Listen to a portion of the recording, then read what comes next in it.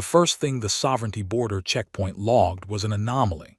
3 ships appeared out of nowhere in Corridor 7, which was a heavily patrolled lane between the Drethian gas clusters and the outer ring of Sovereignty territory. No one was supposed to appear there. Certainly not 3 small, battered-looking vessels with unfamiliar hull configurations and drive signatures that did not match anything in the database. Checkpoint Commander Orvan had been running border patrols for 19 years.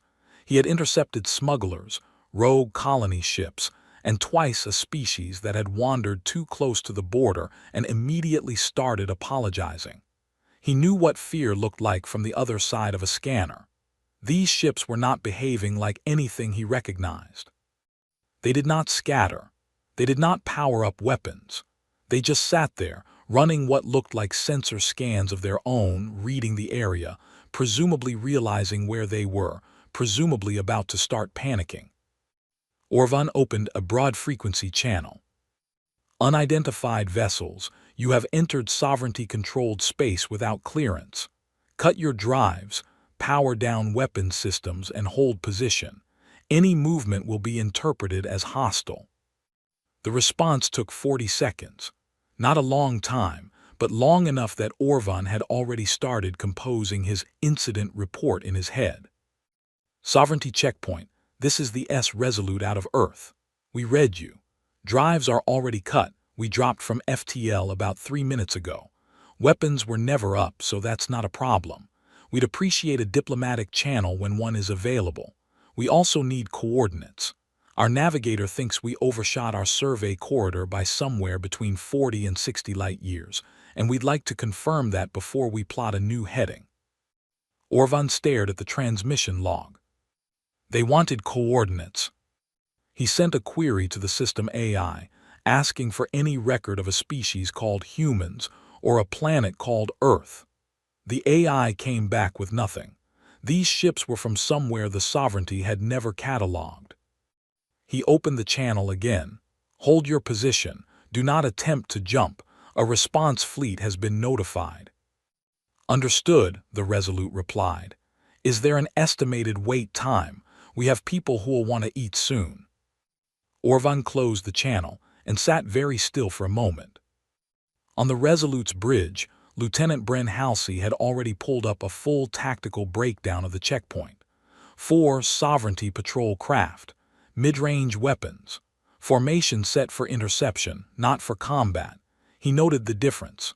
There was a big gap between ships that were ready to fight and ships that were positioned to look like they might. He passed the breakdown to Captain Dora Ose without comment. She read it, handed it back. Then she asked her communications officer to log the exchange and file a standard survey contact report, same as they'd do for any new species encounter. Routine. That was the word she used. Bren did not point out that there was nothing routine about being surrounded. He had worked with Dara for 6 years. She was not the kind of person who missed the obvious. If she was calling it routine, she had a reason. Across the small fleet on the S-Cairn, Commander Civ Allard was running the same numbers. He pulled up a blank document on his secondary screen and typed one line at the top, intimidation attempts. Then he typed the number 1 and drew a small box around it. He had a feeling he was going to need the space. The engineering bay of the Resolute was quiet except for the hum of the cooling systems. Chief Engineer Petra Sousa had spent the last 20 minutes running a full post-jump diagnostic. Everything was fine. The FTL drive was already cycling through its standard recovery sequence, which, on a ship this old, took about 40 minutes. She did not mention this to the bridge. Not yet. She pulled up the energy readings from the checkpoint ships. Their weapons were hot, technically, but barely. The targeting systems were not locked.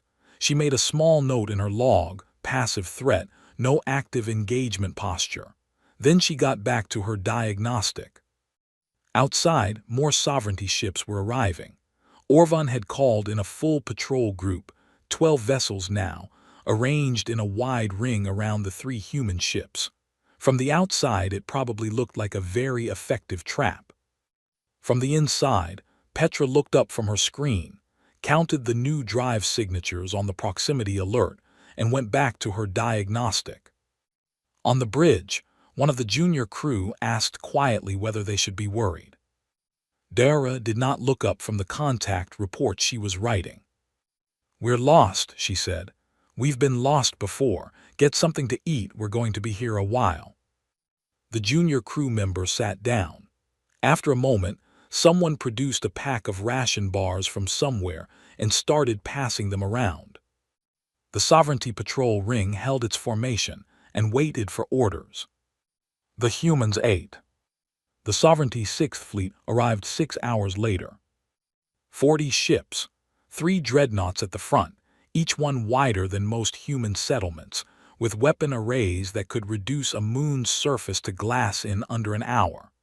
The patrol ring that had been holding the humans in place looked small and a little embarrassed by comparison. Admiral Roth Vashon ran the 6th Fleet with the understanding that his job was not to fight. His job was to make fighting feel so obviously pointless that no one ever tried. In 40 years of service, he had made 11 civilizations stand down without firing a single shot. The method was always the same: arrive, display, demand, receive. He had never needed a fifth step. He opened a fleet-wide broadcast on every frequency his communications officer could find. The speech was one he had given before, refined over decades into something close to an art form. The sovereignty's age, its reach, the number of species that had tried to resist it and failed, the specific and detailed consequences of further noncompliance. He delivered it without rushing. The weight of it was the point. When he finished, there was a pause. Then the Resolute replied, "Thank you for that. Could you resend the first section? Our buffer clipped the opening about 40 seconds in, something about the compression format." Vashon's communications officer looked at him. He looked back at her. He had never been asked to repeat himself. On the Resolute, Bren Halsey was watching the fleet formation with the focused attention of someone working through a puzzle. The dreadnoughts were positioned at the front, which was dramatic. It was also, from a pure targeting standpoint, wasteful. You put your biggest ships at the front for one reason: because you wanted the other side to see them. Bren had enough experience to know that ships positioned for being seen and ships positioned for actually engaging were different configurations. He did not share this analysis with anyone except Dara. She nodded once and told him to keep logging. Vashon resent the broadcast, slightly shorter. The response this time was faster. "Got it in full.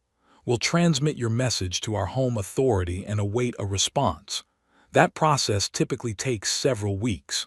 In the meantime, we're happy to maintain our current position and open a direct diplomatic line if that's useful." Weeks. They said weeks as if that was a perfectly reasonable thing to say to a fleet of 40 warships. Vashon moved to the next phase.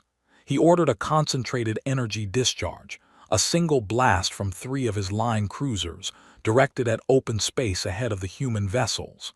Not aimed at them, near enough to show what near meant. It was a move he had used before.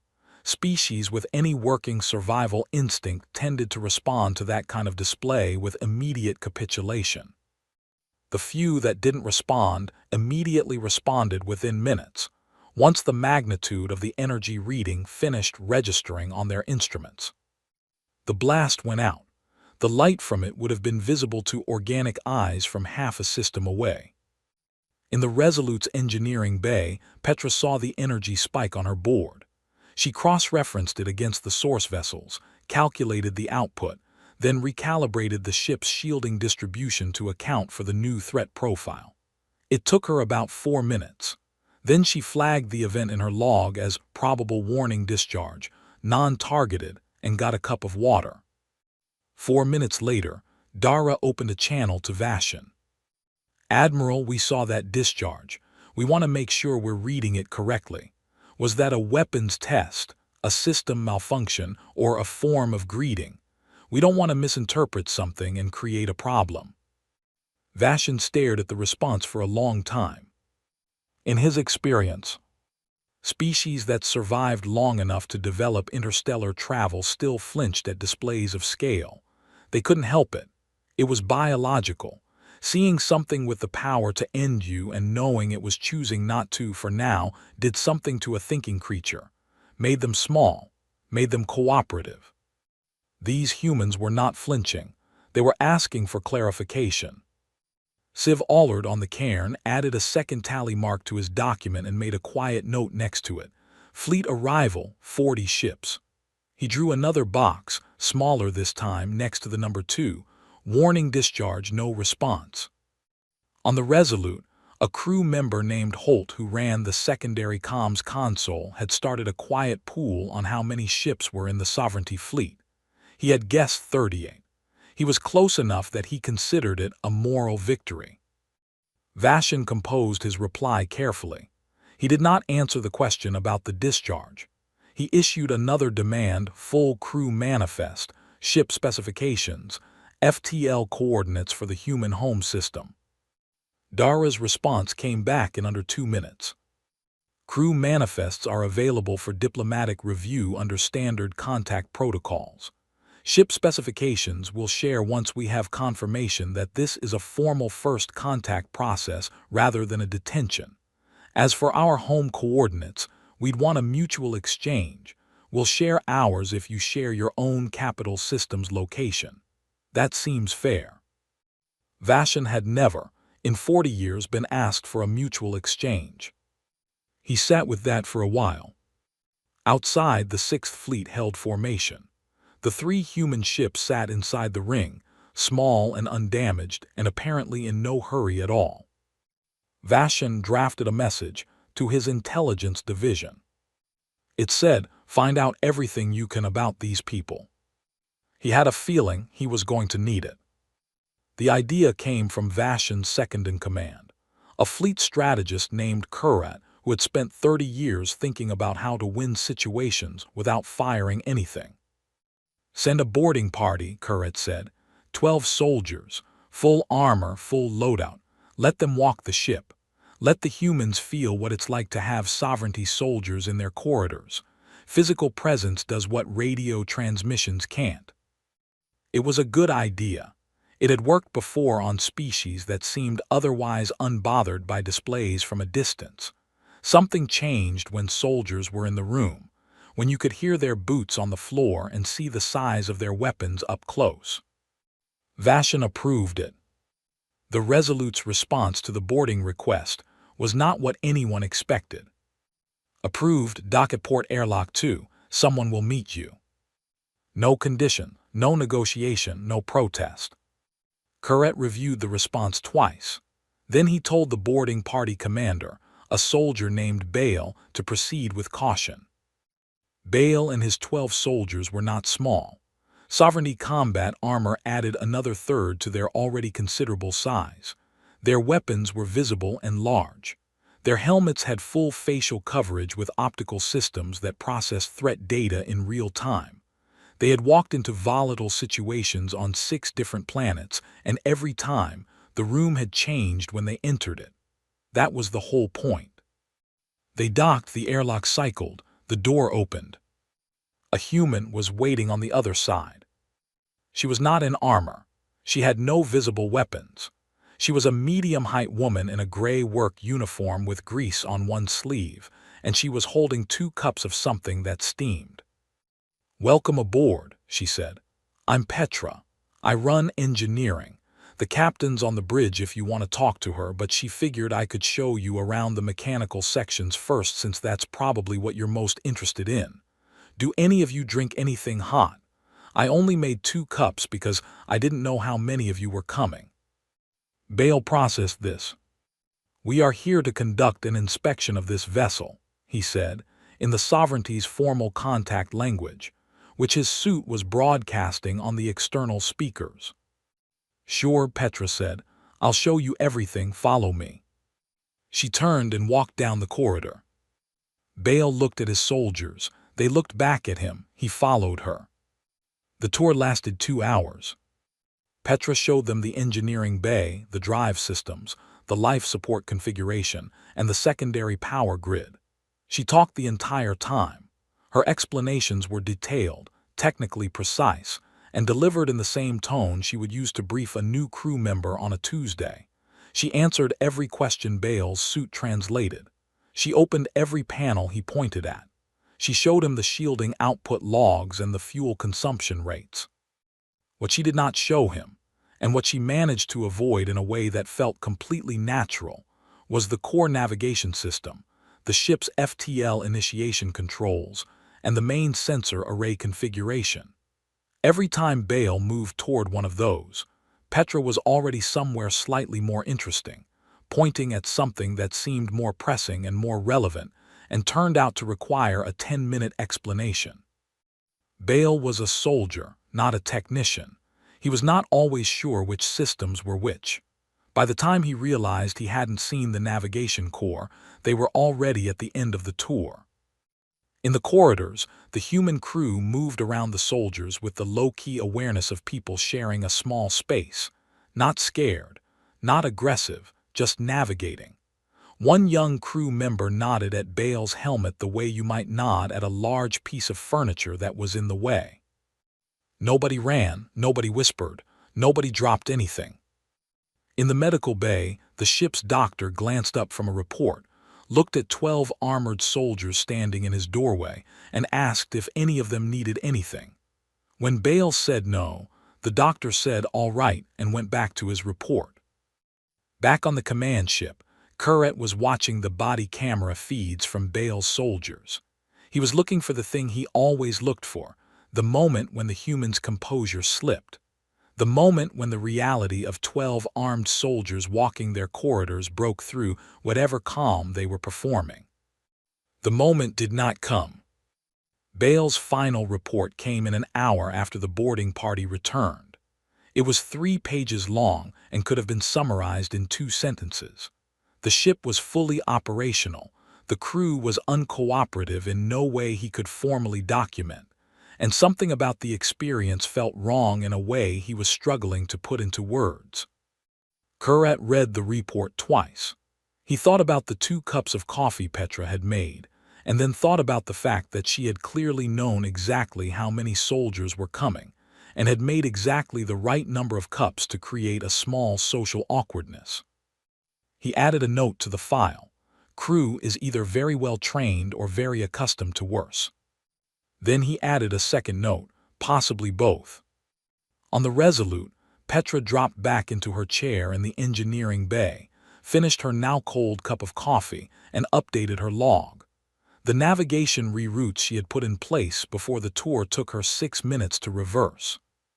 Then she did what she always did after a difficult task. She got back to work. Emissary Len Thurak had a record no other sovereignty diplomat could match. 43 first contacts, 43 signed compacts.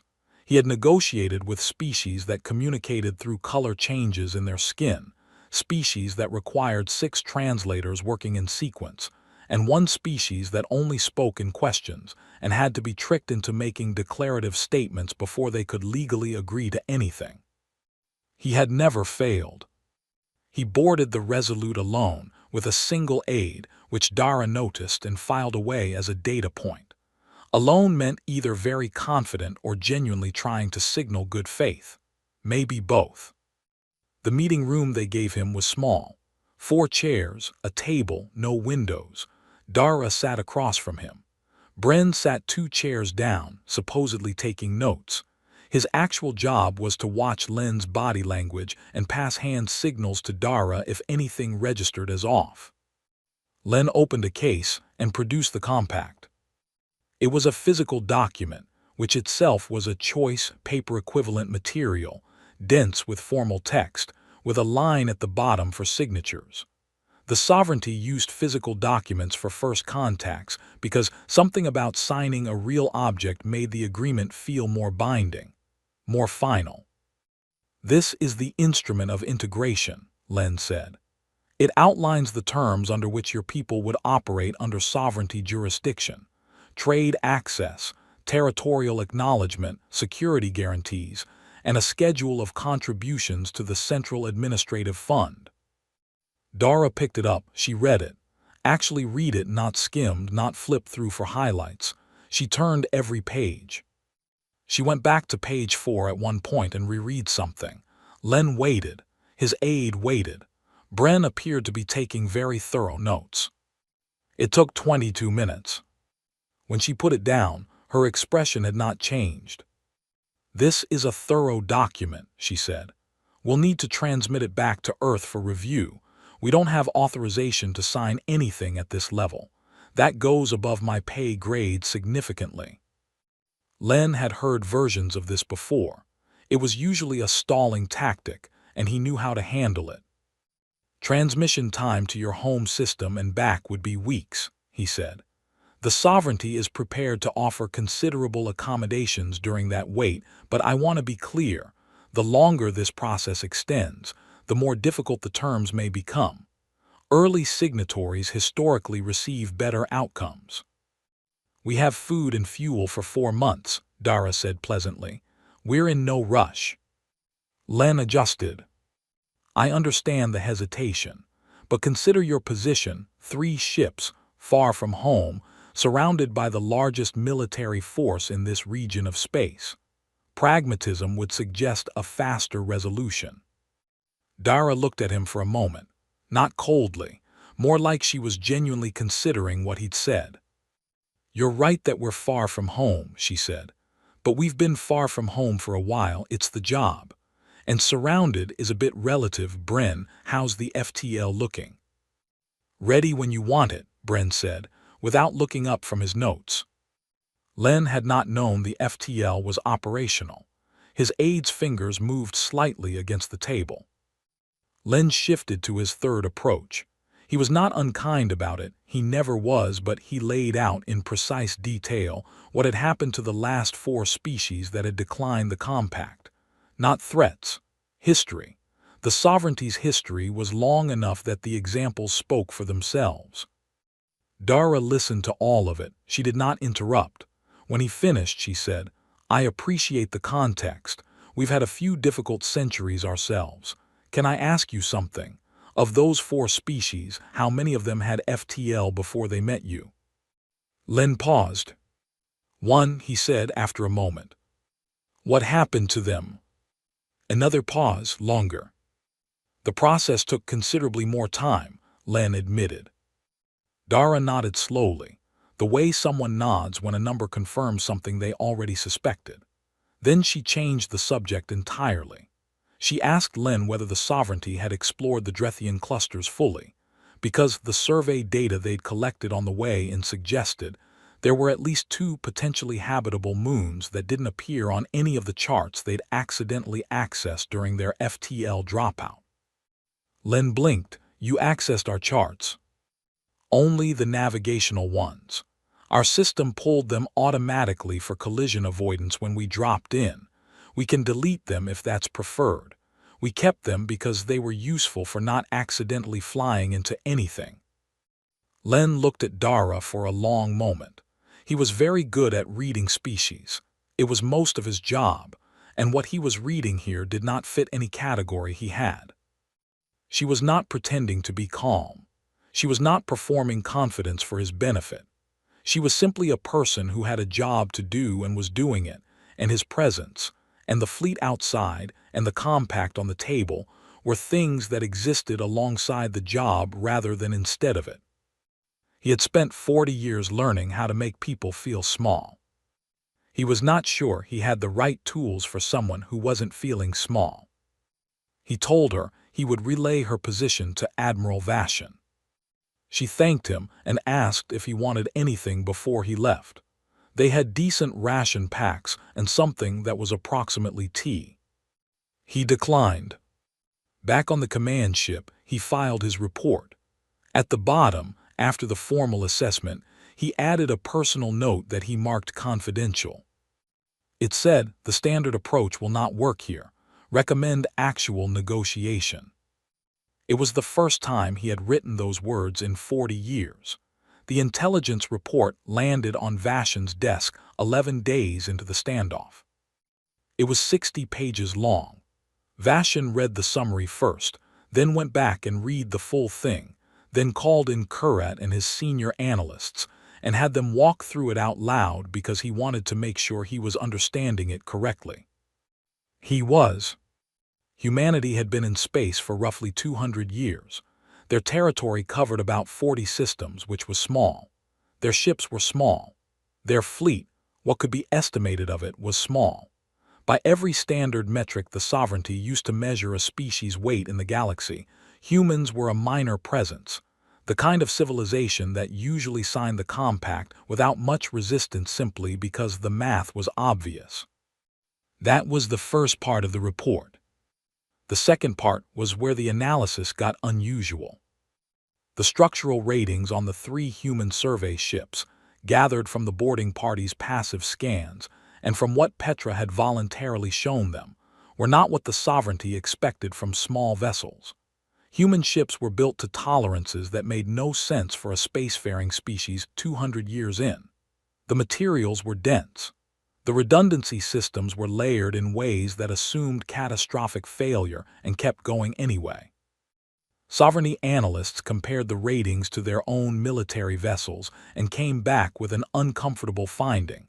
These survey ships, not warships, survey ships, could survive conditions that would crack a sovereignty cruiser. The physiological data from the boarding party's passive bioscanners was also in the report. Heart rates, stress hormone equivalents, muscle tension readings, all taken without the human's knowledge while Bale's soldiers walked the ship. The analysts had flagged the results twice because they seemed like sensor errors. The crew's average stress response during the boarding, with 12 armed soldiers moving through their corridors, was lower than a standard sovereignty civilian resting reading. Not slightly lower, significantly lower. The report's conclusion was careful and full of qualifications, but the core of it was this: humanity's behavioral profile did not match their resource profile. Species with 40 systems and 200 years of spaceflight did not have this kind of engineering or these kinds of biological stress baselines. Either something in the data was wrong, or humans had spent their 200 years doing something that produced outcomes the sovereignty's models did not account for. Kurrat said quietly, "What did they spend 200 years doing?" No one answered. On the cairn, Civ's board was at 19. He had been updating it methodically. Number 16 was the second fleet maneuver where the dreadnoughts had repositioned to tighten the encirclement. Number 17 was a frequency band broadcast from Vashon that had been, technically, a demand for updated crew information and not a threat, but the tone had been pointed enough that Civ felt it counted. Number 18 was when a sovereignty patrol craft had done a close pass on the Dagger, the smallest human ship, at a distance that was almost certainly designed to be uncomfortable. The Dagger had not moved or responded. Number 19 was this morning, when the sovereignty had begun powering up weapons across the fleet. Not all the way, just enough for it to register clearly on every sensor the humans had. Civ noted it, then sent a short message to Dara. "Boards at 19. Are we still doing 4 months?" Dara replied, "Tell Holt he can start another pool. First one to guess the exact count wins the rest of my ration pack." Civ smiled and closed the message. Back on Vashon's ship, the weapons power-up had been Kurrat's suggestion. A graduated escalation, not a threat, technically, but a demonstration that the sovereignty was moving toward one. It was the kind of move that historically produced results. Species began calculating odds at a certain point. When the calculation came up unfavorable enough, they got practical. The human's response was a message from Dara, sent to Vashon directly.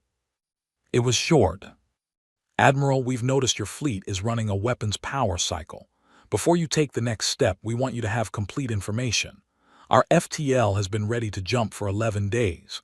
We've stayed because we thought the diplomatic process was worth seeing through, and we still think that. But if this escalates to an actual engagement, we jump, we report, and the next humans you meet will not be a survey team. We'd rather it not go that way. So would you, I think. Let's keep talking." Vashon read the message 4 times. He thought about the intelligence report. He thought about stress readings lower than a resting civilian. He thought about survey ships built to military tolerances. He thought about the fact that these 3 vessels had been here for 11 days and had not once seemed afraid. He thought about the last line, "The next humans you meet will not be a survey team." It was not a threat, technically. She hadn't said they would come back with warships. She hadn't said anything about retaliation. She had simply stated a fact about how these things tended to work, in a tone so reasonable it was hard to argue with. He called Kuret in. "Power down," he said. Kuret looked at him. "All weapons, full stand down, and get me Len Thurak." Kuret started to say something, stopped, nodded. Civ marked number 20 on the board and drew a box around it. Then he looked at it for a while, tapped the screen once, and deleted the whole document. He had a feeling the next part was going to be different. Len came back to the Resolute without the compact. He carried a plain case this time, no document box, no formal seals. Just a case with his notes, a recording device, and what appeared to be a personal snack he had forgotten to take out of the front pocket. Dara noticed it but said nothing. It humanized him, she thought, and then thought that was a funny word to use. They sat in the same meeting room, same chairs, same table. Bren was not there this time. Dara had decided this conversation should be smaller. Len looked at her for a moment before speaking. "I want to ask you something directly," he said. "What does your government actually want from this?" It was the first time anyone from the sovereignty had asked them that. Dara thought about it, not performing thought, actually running through the genuine answer. "Star charts," she said. "Your navigational data for this region would save us years of survey work. Trade if the terms are reasonable and mutual, and to be left alone when we want to be left alone. That's most of it. And if we can't offer all 3. She thought again. "We'd probably try to get at least one, and we'd take whatever we could learn from the attempt and build from there. That's mostly what we do." Len leaned back slightly. "I have to ask about the other thing. You said in your last message the next humans who come would not be a survey team. What did you mean by that?" Dara looked at him steadily. "Exactly what it sounds like. We're not the only ships Earth has. We're also not important enough that our government would ignore it if we disappeared. If something happens to us out here, more ships will come to find out what. Those ships probably won't be running scientific instruments." "That's a warning." "It's a fact," she said. "I'm not trying to threaten you. I'm trying to make sure you have accurate information. There's a difference." Len was quiet for a moment. "Your species has been in space for 200 years. You have 40 systems. In our experience, a civilization at your stage either integrates early or resists briefly and integrates later. The outcomes are rarely different. What's the longest resistance you've seen?" 11 years. Dara nodded. "How long did your empire take to build?" He told her. She said, "We're younger than that, but we're still here and we're still building. I don't think your models account for what happens when a species spends their first 200 years surviving things that should have killed them." Len did not ask her to explain that. He had read enough of the preliminary intelligence summary to understand that Earth's history was not simple. What he understood less was why surviving a difficult history produced a species that was calm in the face of a fleet, rather than one that was either broken or aggressive. He decided to ask. Dara thought about it longer than she had thought about anything else. "I think it's because we spent so long with the threat coming from inside," she said. "Inside the planet, inside the species. When the danger is other humans, you can't just power up your weapons and point them outward. You have to actually figure out how to talk to each other. And then you get used to it. And then when something points weapons at you from outside, your first instinct is still to ask why and see if there's a better option." Len said quietly, "That's an unusual way to grow up." "Probably," she said. "It has side effects." The negotiation took 6 days. Len did not use the word integration once. Dara did not use the word resistance. What they built, over 6 days of actual back and forth, was a bilateral exchange agreement, trade corridors, navigational data sharing, a framework for future contact that treated both parties as having something worth protecting. It was not what the Sovereignty Compact looked like. It looked more like a contract between two people who had both read the fine print. On the last day, Len signed it first. He had insisted on that, and no one had asked why. Vashan read the final agreement from his command ship and said nothing for a long time. Kurrat waited.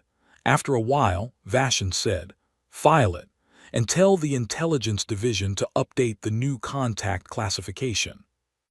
Kurrat looked at the draft classification the analysts had sent up that morning. It read, in translation, "Do not provoke. Reason, insufficient data." He thought that was about right. The corridor out of sovereignty space took the Resolute and her 2 escorts 4 hours to transit. The Sovereignty provided the route, the navigational charts for the surrounding region, and a contact frequency for future diplomatic communication. What they did not provide was any acknowledgement of how the last 2 weeks had actually gone. The humans did not need one. On the Cairns Bridge, Civ Allard had started a new document. It had no title. It had one line in the middle of an otherwise blank page, 20 attempts, 0 results. He looked at it for a moment, then saved it with a file name that said debrief notes and closed the window. On the Resolute, Bren Halsey watched Sovereignty Space shrink on the rear display and did the math in his head. He thought about the weapons that had never found the right firing angle. He thought about the boarding party that had walked every corridor and come away with less information than they'd walked in with. He thought about 40 ships and 3, and what that ratio meant if the 3 had not been inclined to make it a problem. Dara was writing the contact report. It was long. It would go to Earth, to the Survey Commission, to the Diplomatic Corps, to people she would never meet who would make decisions she would not be part of. That was fine. That was the job. She got to the summary section and thought for a moment about how to close it. She wrote, "First contact confirmed. Species calls itself the Sovereignty. Large territory, significant military capacity, established diplomatic framework. Recommend follow-up contact with full diplomatic team. Note for that team, they respond better to patience than to posturing. So do we, should be a reasonable starting point." Then she saved the report and looked at the display. Sovereignty Space was gone from the screen. Their own survey corridor was ahead, familiar and open and very empty. "Back on track?" Bryn asked. "Back on track," she said. She did not add anything else. There was nothing that needed adding.